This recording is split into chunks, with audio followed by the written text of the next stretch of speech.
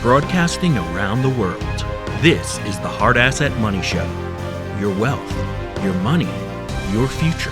Serious talk about what's happening and how you profit.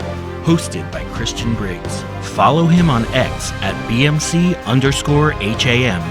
Live in 3, 2, 1. And joining us now to discuss the Canadian election is Christian Briggs, economist and political analyst. Good morning, Christian. So how would you describe Carney's experience as a central banker, and how would that shape his approach to Canada's economy? Well, first of all, thanks for having me. Let's go right to Carney. It's a great question you ask. What's interesting is how he's backpedaling already on both the carbon tax and the tax hike that he already had been in favor of with Trudeau.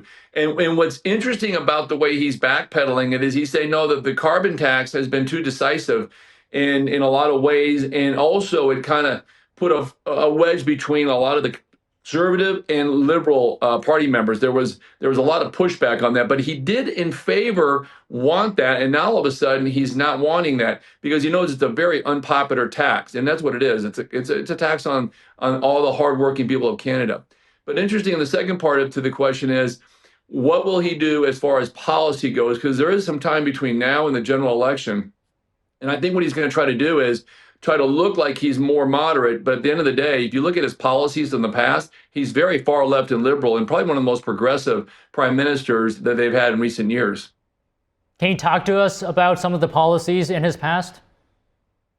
Sure. Okay, great question. Again, let's go over what was always been in the world of politics. Look at what they vote for versus what they say they're going to do. So the policies of the past have always been far left, higher taxes. The carbon tax alone has put a huge strain on the energy costs, energy pricing for Canadians. In fact, it's some of the highest energy costs per capita in the world today is because this whole idea that you can actually take the energy of what Canada has, which is incredible natural resources, put a tax on the usage and then apply that to the companies. Well, the companies obviously are going to offset that to the consumer. So his past record has been high taxes, high regulatory environment, and quite honestly, it's been more of a high level of socialist type economy than pretty much anywhere else in the free world that you can actually say is still free. So his past has maybe kind of starting to come to haunt him a little bit. So we'll see how this goes in the next few months. So, of course, his win comes amid U.S. tariffs potentially going into effect next month. So talk to us about Carney's stance on U.S. tariffs and his proposed dollar-for-dollar retaliatory measures. Okay, I'm glad you asked, because guess what? We have a $40 billion a year trade deficit with Canada. See, China was dumping steel and aluminum through Canada, making it look like it was Canadian manufactured, but we knew it wasn't. And then they would dump the cheap steel and aluminum into the United States, well below cost. And that's called predatory selling. And China's been doing that for decades. They use Canada as the byproduct.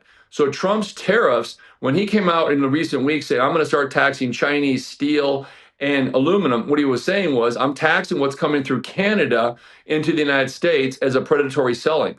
So the tariffs that Trump's applying to Canada really is trying to level the playing field.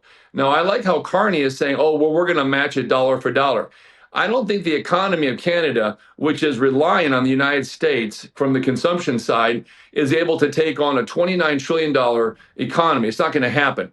His talk is tough because he's coming into a brand new position within office. But at the end of the day, Canada will break before the United States does. We may have a little bit of cost structures that might increase incrementally the inflation numbers on the imported products from Canada. But make no mistake about it, Canada's basically has a smaller population than California. California is about 5 times the GDP of Canada. So Canada really has to look at this thing from a strategic standpoint, get to the table, negotiate with the Trump administration, because you cannot beat the United States. Yes, the tariffs are probably going to cause some inflationary pain, but at the end of the day, it's really what has to be done in order to secure a level playing field. And what are your thoughts on some recent polls which are potentially suggesting a narrowing gap between the liberals and conservatives? What are the factors that's driving this? Well, I saw that, and I got to tell you, I was a little bit taken back by how much the liberals have made up a lot of the popular polls. especially among more moderate to right voters in Canada. I was actually following that as well. What's happening is Canadians as a whole have become desperate from energy costs, food costs, labor. And I think that what they're trying to do is to say, look, if there's some safety nets on the Liberal Party, they actually may vote that way in because there is a little bit of a high amount of unemployment, and there is a lot of disparity between that middle class and the upper class, and that gap has widened. So there may be some voters that have maybe moved from that center right to maybe center left. I wouldn't say it's coming from the far right to move left. That's not the case, but there may be just enough to where that gap between the Liberal and the Conservative parties, which had a very wide margin there. The Conservatives were way ahead there for some point. That's why Trudeau was obviously resigning early, but that gap has narrowed. And it may be because the economy is so poor right now, they may be a little desperate for those safety nets. It's the only way that I can look at this thing, that someone would vote in a party that has really been detrimental to the economy of Canada. And do you think Trump's win this past election in the United States, is that having an impact on how Canadians are voting, the politics over there? Another great question. It very well may be. I've actually been asked that before, but you did it in a good way. Could it directly affect some of the voting? And it may. There may be some anti-Trump people. As you know, Carney definitely is not a Trump supporter, not on a policy nor on a personal level. So there may be some swaying there just because people don't like Trump and they think his policies are more tyranny, and when they're not, they're more capitalistic than anything that you could ever measure it against. So there might be a little swaying on that as well. I think with the combination of the economy and dependency and a little bit more of a safety net on top of that with the Trump winning, that might be the numbers that are starting to push toward that Liberal Party. And if they do win in the general election and secure another number of years, then it may just be down to those two reasons. And just one final thing, your view on which party looks to be in the lead right now?